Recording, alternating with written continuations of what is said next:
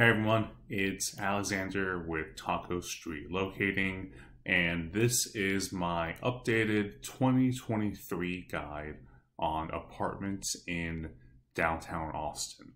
So, if you're looking to rent an apartment in downtown Austin but don't know where to go, you don't know the area well, then this video is perfect for you. I'm going to go here in this Google map that I made and describe all the different sub areas of downtown, the pros and cons of each one, the apartment buildings in those areas, and what I know about them. Because I've been to all of them, I know them all really well. I've been working with all of them for years. So I'm going to input my own commentary and experiences with these buildings. So by the end, you're going to come out with a really good understanding of apartments in downtown Austin to help you on your leasing journey.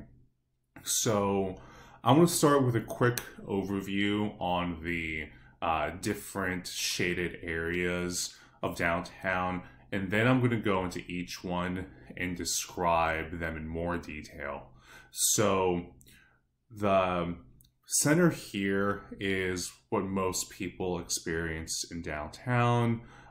Between these two areas, this is going to be like West 6, where it's like a big party and bar area where there's a lot of like college sports type bars, and you got a few apartment buildings around here. This is going to be the Dirty 6 area, the kind of grimy, cheap bar street that a lot of people go to when they visit Austin, but don't know of any better places to go, so they wind up here.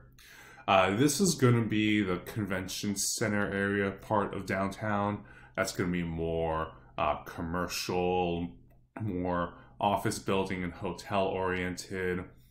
Here's Rainey Street, which is the other big party bar area that's rapidly transforming to one of the most aggressively built parts of downtown Austin.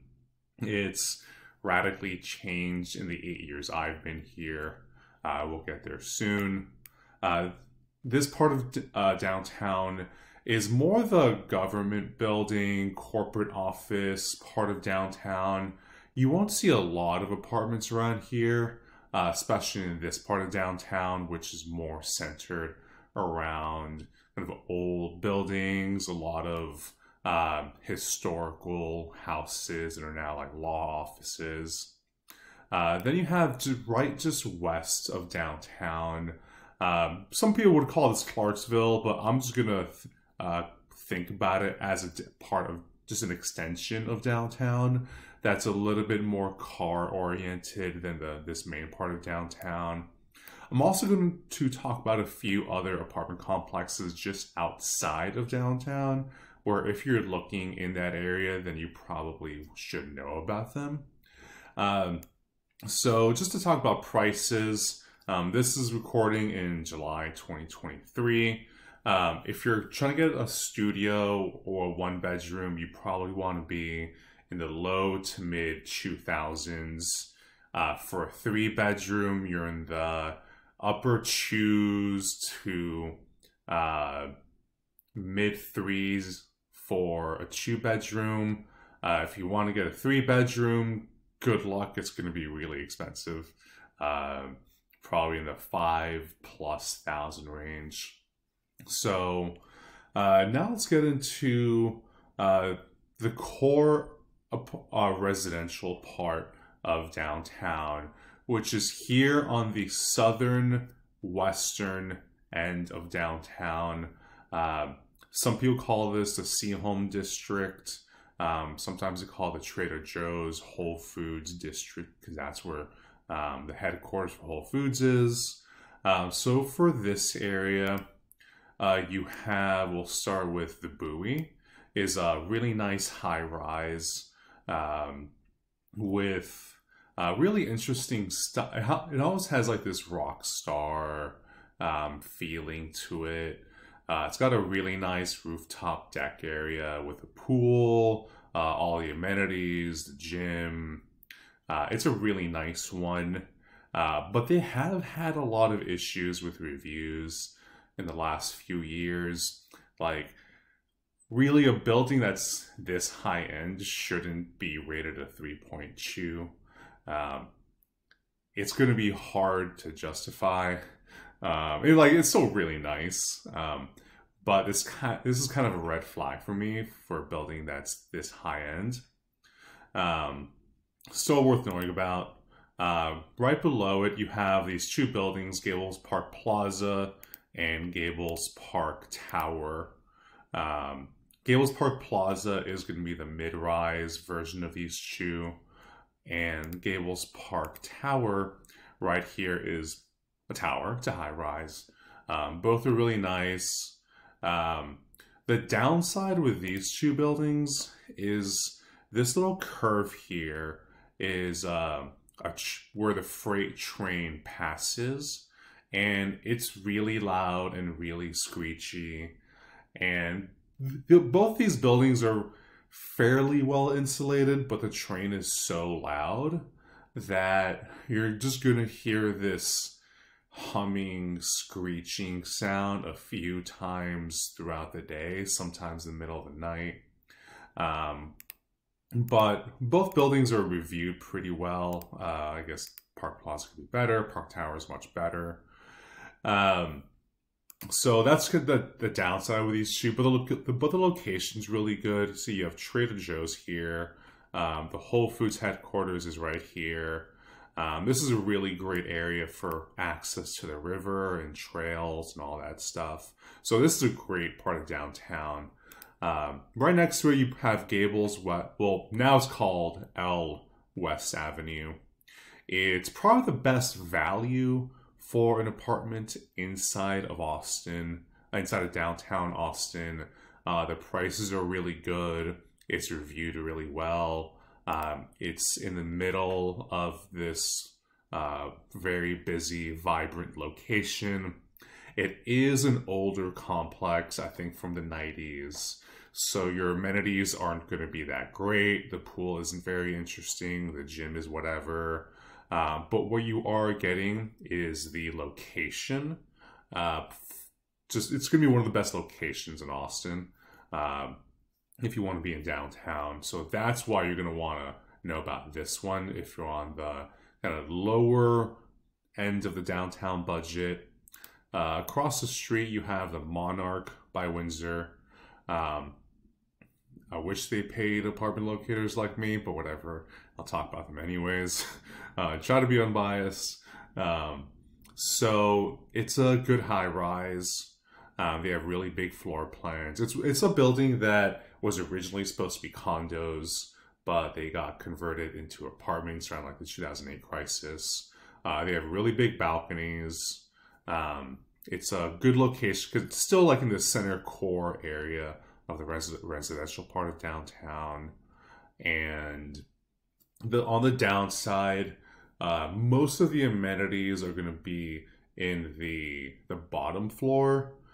So the gym and the pool and all that stuff is on the bottom floor, which, given all the other apartment complexes that are popping up at this level, most of their amenities are going to be on the higher floor where you can get big, expansive views.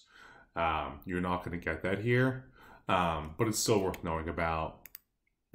Here's another building that also doesn't work with apartment locators, but I'm here for you, so I'll talk about it anyways. 44 Rio Grande. There's another like older complex in the middle of downtown, kind of pairs well with the L West Avenue. And again, the amenities aren't going to be super interesting, but you're just paying for the location, which could be a good option if you're on the lower side of the downtown budget. Going below, we're at the North Shore Apartments, which is in the upper echelon of downtown apartments. Super nice building, super high end. It does kind of have this like corporate luxury type feel where the North Shore could be anywhere in any downtown in any part of the country and you wouldn't know. where you are, so it doesn't give you much of a sense of place. That being said, it's still a super nice building. The amenities aren't on the top floor, but that's okay because they all face the river. So the pool faces the river. I think it partially faces the river. It has got like really good co-working space. It has had reviews, I know, with like elevator issues, but I think those have been resolved. So if you're on the higher end of the downtown budget, if you want something really nice, this is going to be one of your best options. One downside with the North Shore is it's flanked by a lot of other buildings on different sides. So there are going to be a lot of buildings with obstructed views.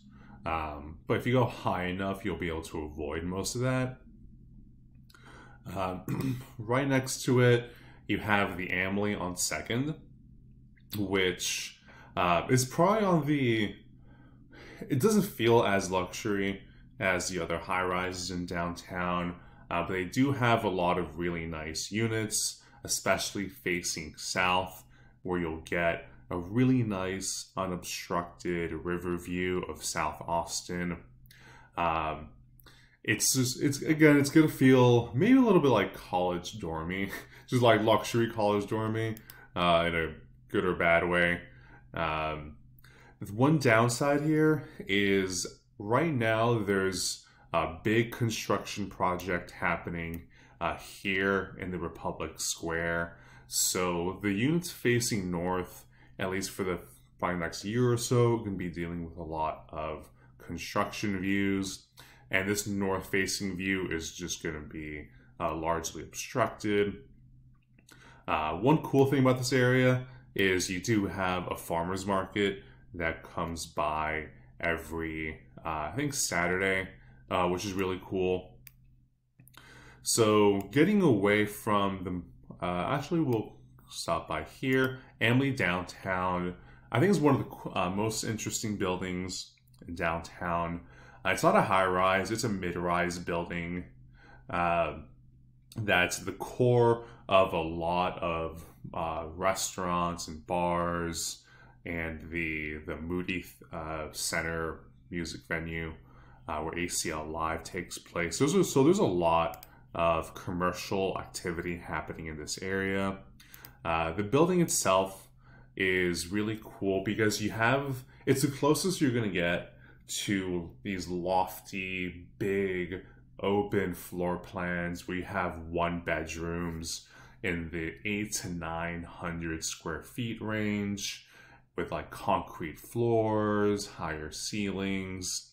So this is probably going to be the closest to a lofty type experience you're going to get in downtown without being like a true loft experience. So that was really nice.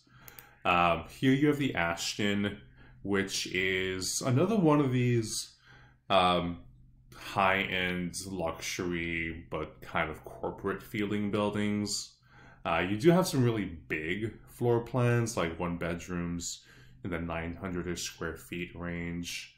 The amenities are kind of in the middle tier of downtown, where they're on the kind of middle part of the building instead of the rooftop. But it's a solid overall high-rise. I don't know if right now these days, given the other mega luxury high-rises anymore, this one is going to be as competitive. But if you're going to be on the upper end of the downtown budget spectrum, then you should know about the Ashton. Going towards this over here is what I'll just go out and say is the nicest apartment complex in Austin. It's the Hanover Republic Square. It's insanely nice. I've been in this business for about 5 years. I've seen all of the apartment complexes worth seeing, and this is by far the nicest complex I've ever seen. It's a different tier of building. It's hard to explain, but I'll give it a shot anyways. It has beautiful, like really big floor plans. all of the amenities are on the top floor. So there's a rooftop pool, which is extremely high. It's a super tall building. The gym overlooks a huge part of downtown. There's a ton of co-working space and like little offices to work on. This building feels like you're on top of the world. It's absolutely stunning. Yeah, I don't know how else to describe it. That won't sound repetitive, but yeah, this is the top one in Austin as of the middle of 2023 here in summer. Right next to it, you have the Gables Republic Square, which from the outside, it doesn't look like a super interesting building because it feels older. It looks like an older brick building, but it's pretty new. And on the inside, it's one of these hybrid hotel apartment complex buildings where part of the building is the Hotel Zaza and part of the building is the Gables Republic Square apartment complex. So this building shares like the hotel amenities. So you have like a restaurant and a bar and a pool area. That's really cool. There's a top level pool area that's really cool. That's for residents only. Then there is, it's got this cool, kind of like the Bowie, like rock star, celebrity energy to it. It's really well designed on the inside. I like this building a lot. I wish they paid higher commissions, but whatever. They're really nice. So worth talking about. So here's another building that's not even opening until probably the beginning of 2024. The Residences at 6G. This is the super tall mega building that's opening up along West 6. So its location is going to be just flanked by a lot of bars. Obviously, I haven't been in it yet because it's not open yet, but this is probably going to be the premier apartment complex in Austin until some other super mega tall epic complex opens up. This is also the same building where I think Facebook leased the entire corporate part of the building, but when mass layoffs started happening, they were like, actually we can't do all of this, so let's not lease the entire building. So that's happening there. Where else? Okay, going further east. So east downtown is not as comparatively ideal in terms of like living, because it's a little bit more commercial. There's more hotels and corporate offices instead of apartment complexes, which means there aren't as many people living on this side of downtown. So my bias overall, if you live in downtown, is to live west of Congress over here. But so there's a few complexes worth talking about. So here's the Sienna at the Thompson. It's another one of these dual apartment complex hotel hybrids. The building is super nice. You get a lot of great hotel amenities. One annoying little downside is you share the pool with the hotel residents and you don't get unrestricted access. There's some little things you have to do with like wristbands and kind of like annoying stuff you got to do to get access to the pool that you're kind of paying for. But the building itself is really nice. They've got really interesting floor plans. One downside I have heard about the building is that the area around it does have some homeless activity. So I have had clients that they really liked it during the day, but then they walked around at night and they were like, I don't know about this place, and they wound up moving somewhere else. But I also have people who moved in here and love it. So think that what you will. Further down, You have a new building that hasn't even opened up yet, so I'll paint it red. It's the Hanover Brazos Street. It's not even open yet. I haven't been there. I think it opens up in a few months, like this fall. But it's going to be, knowing Hanover, Hanover just makes some of the best, most luxury buildings anywhere they do stuff. So it's probably going to be extremely nice. Hopefully they pay high commissions. We'll see. But that one's going to be worth knowing about. Right next to that, you have the Whitley, which is kind of another one of these more corporate-y, luxury type buildings in a more commercial area. So it's not going to feel as residential. The reviews seem pretty good, so maybe the management team is really good there. The amenities are like, they're good. Nothing's going to blow you away about the Whitley. But it's just going to be, it's probably, it's going to win because it's going to have just better pricing and value than other apartment complexes, if that's the case. But overall, it's not a super interesting building compared to a lot of these other spots. But it's worth knowing about. So I'll bring up this one. This poor building, Three Waller. Bless their hearts. I'm sure they're trying their best. But I'm never ever going to refer anyone here. You would see it's a 2.8, which is absolutely awful for reviews for any building anywhere. I've heard of people both living there and who used to work there.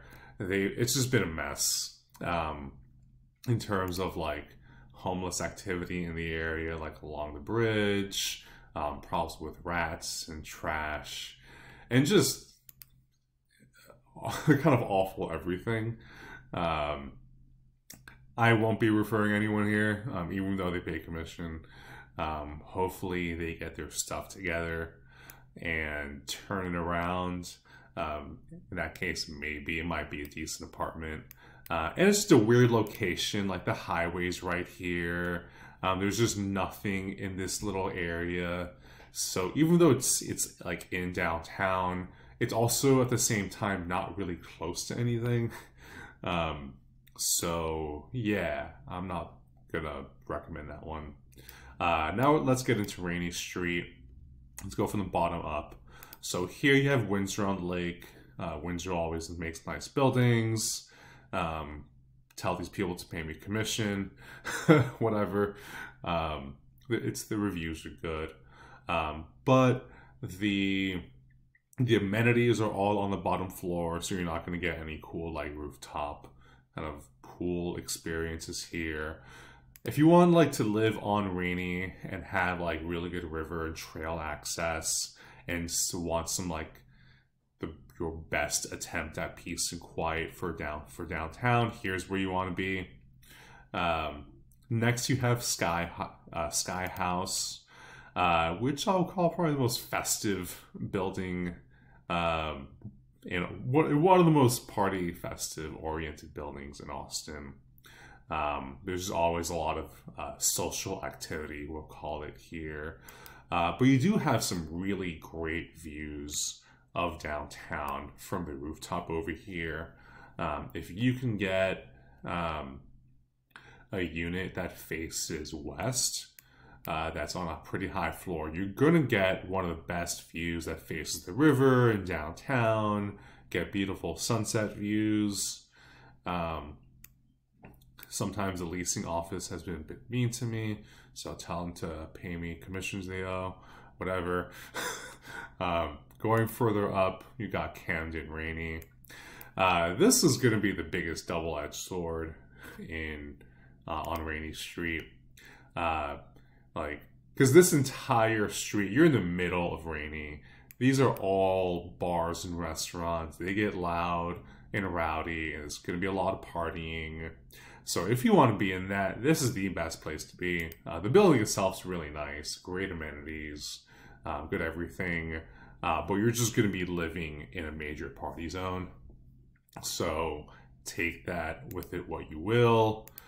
This is the Quincy, which is going to be, as of this recording, the nicest high-rise in downtown. Super nice building, very high-end, blah, blah, blah. Really good spot. It's reviewed pretty well so far. Right now, the major downside with this place is you have these two construction projects going on. It's weird that they already have reviews because they're right now just construction sites. But these two buildings right here are the biggest buildings being built in Austin right now, which means all of this is just a giant construction site. And that's where you're going to be dealing with the Quincy, probably from now until 2025, probably plus that. So this is going to be a big construction zone, and that's going to make living here just a little bit more annoying.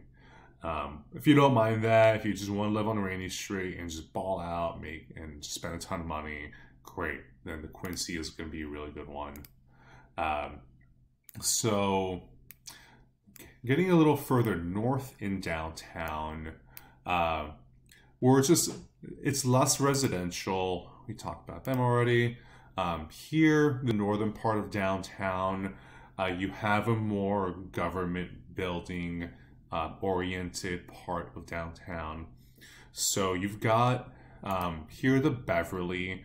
So it has pretty good reviews, which means the management company may have their stuff together, which is nice. Management's always a wild card. Personally, I don't like this location because Red River here is flanked by a lot of really loud music venues and bars, and the homeless shelter is like right around here, which is not ideal.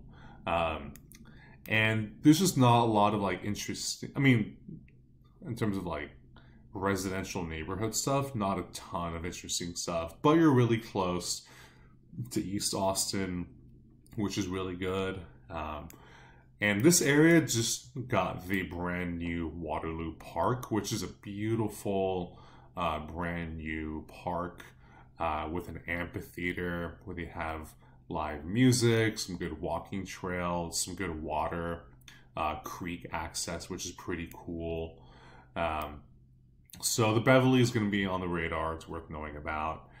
Here you have the Alexan Waterloo, which is a brand new, super nice, epic high-rise. I would give this building an award for the best art inside of a building. They just have this really beautiful, colorful art curation of like old Cuban art, and just really colorful and tropical. Maybe a little out of place for Austin, but it's still a really beautiful building. They have a stunning rooftop deck with great expansive views of all of downtown, all of West, and all of Austin from all directions. They have a really cool rooftop pool, some good co-working space on top. They have a really cool speakeasy on top of the building. You'll have to ask about that if you tour this place. It's a really cool little space you could host you and your friends. They have had issues with reviews, so it's worth reading into that. But I would actually consider these three buildings, I'll get into these other two, as more East Austin locations. So even though they're technically downtown, this strip here of East 11th is actually my favorite street of Austin. I lived here for 4 years. I'm a huge fan of this street. So the primary benefit of living here isn't so much that you're living in downtown, it's that you're this close to East Austin. So That's how I would frame it. Um, the downside is this area, again, it's not a residentially dense area, so you don't have like a grocery store around here or just like your basic ordinary residential amenities. That's going to be more over on this side. So it may feel a little isolated from the rest of downtown. On the plus, it's nice to not, if you want to be in downtown but not be in the middle of downtown, this area is a good area to check out. So another building that's under construction that should be open the next time I record one of these videos is the Waller at Symphony Square. It's going to be like a twin high-rise next to the Waterloo. I haven't been in it since it's not completed, but I'm sure it's going to be a super nice building, all the luxury, yada, yada, yada, and I'm sure it's going to be great. Then crossing over into East Austin. Technically this is not downtown, but I do kind of think of this little area as this hybrid downtown East Austin location. So I would say this is my favorite building in Austin, the Avenir.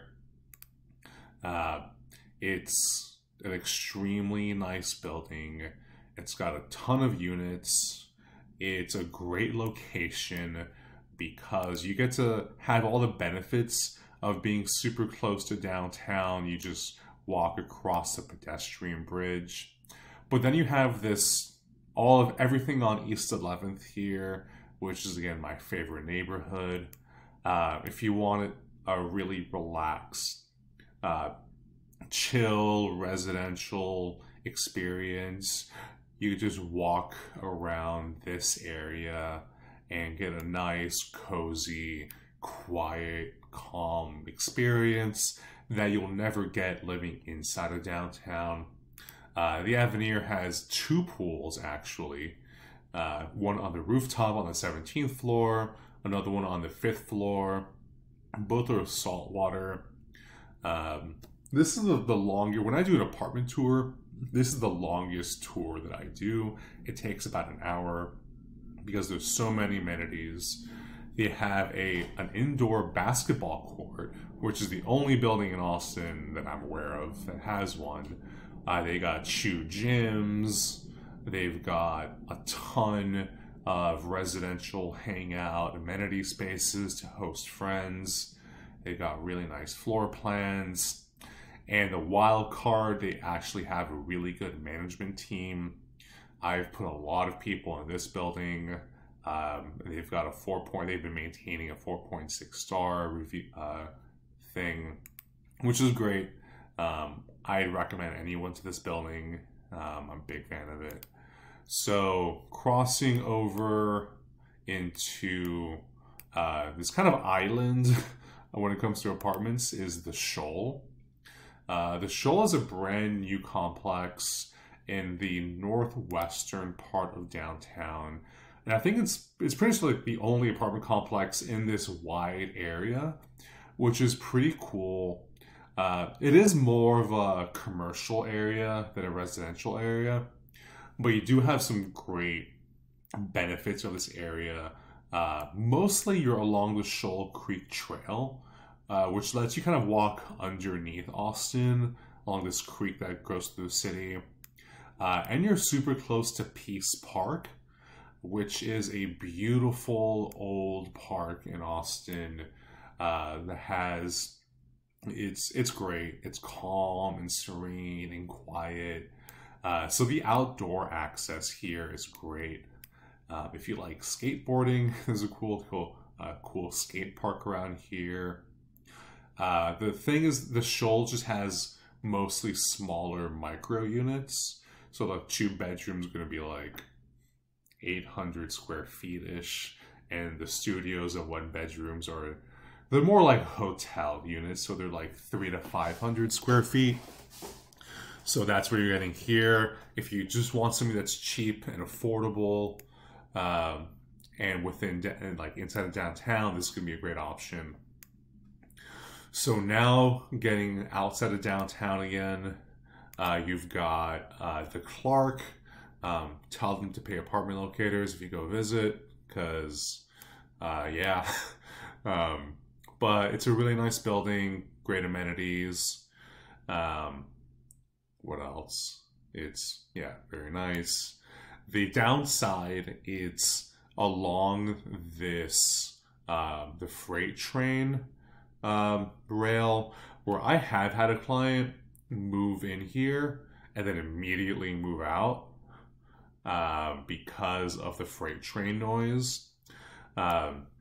So know what you're getting yourself into. I actually forgot to mention another apartment complex right around this area. It's the Amley 300. That's right around here. Here it is. Let's get it on. Let's get it on the map. I'll do that later. So yeah, so the Amley 300 is an older complex, an older mid-rise. It's not super nice. You're not going to live there because it's a great, super nice building. You're going to live there because you want to be inside of downtown. It's right next to the Whole Foods headquarters, which is pretty cool. But again, it's also along the freight train path. So if you're facing south, you're definitely going to get that exposure. The reviews aren't too good. But you might get some really good pricing for the area, so that's why you'd want to know about it. Going a little further back west, across the Clark, you have the Pressler, which is an older, slightly older complex. Like when I say older, it's more like something built in like the mid 2000s or like early 2010s. But yeah, this is just kind of a standard, decent mid-rise. They have some really big floor plans, like some of the 2 bedrooms or the 1300 range, which is huge. It doesn't really win in a lot of categories. The amenities they're there, they're existent, they're decent, they're usable, the pool's okay. Whoever designed the building didn't do a very good job. It's not the prettiest building, but it's a good location and you get some pretty good value for the location. And just a real quick side note, this area has some really good restaurants like Nightcap, Bar Peached, Lynn Dim Sum, and one of my favorite locations in this specific area is the West Chelsea Contemporary Art Gallery. It's an amazing art gallery where they're always hosting exhibits from like modern artists, and it's just a really cool place, super friendly people. If you go there, tell them I said hi. They'll show you around and treat you well. This area, you also have Swedish Hill, which is a really great like breakfast, brunch spot with really good stuff. So anyways, tangent over. Here you have 5th Street Commons, which is going to be the farthest building away from downtown on this radar. But it's like another standard mid-rise. It's not going to really win or lose in any categories. You got some cool bars in this area, like Don's Depot, El Arroyo, which has those cool funky signs, Meat-Eyed Cat. But this is going to be more of a commercial than residential area. And the downside of this area is that 5th Street is a pretty busy street. So it's going to feel a bit more traffic-y than a lot of areas. So that rounds out west of downtown. For the rest of this video, I'm going to highlight some other buildings just outside of downtown that I think are worth knowing about if you're going to be in that downtown budget.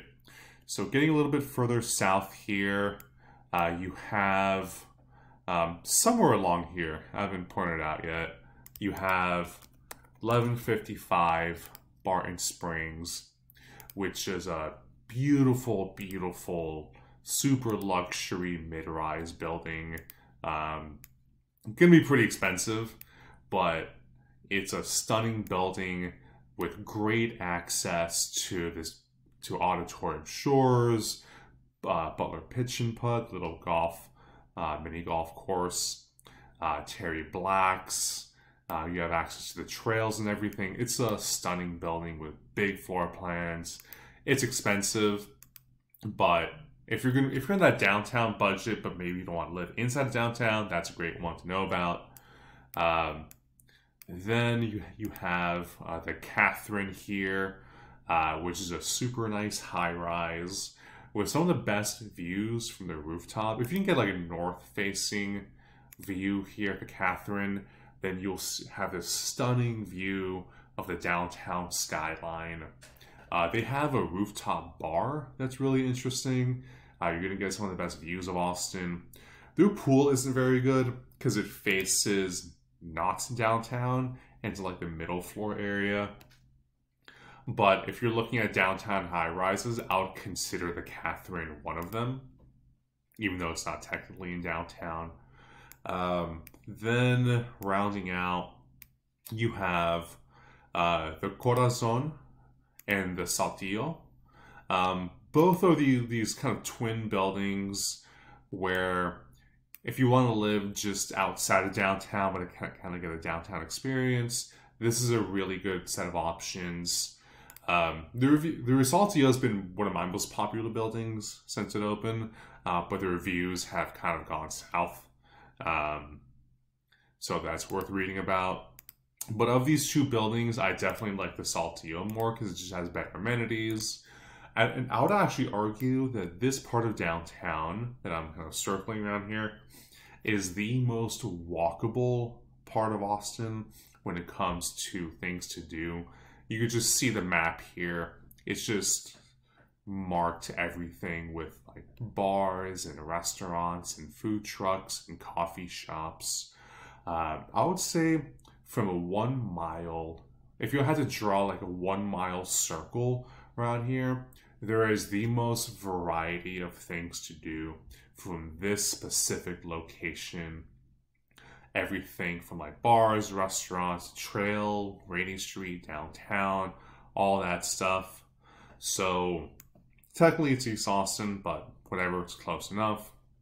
So that rounds out the 2023 summer guide to apartments in downtown Austin. This was a lot longer than I thought it was going to be. Hopefully you found it really useful. If you did, please reach out to me on my website, tacostreetlocating.com. Also linked in the description below if you're looking for help to find your next home in or anywhere around Austin. I'm free to work with. I've done this for hundreds of people. I'm really good at what I do. So yeah, hope you found this helpful, and you'll see me in another video.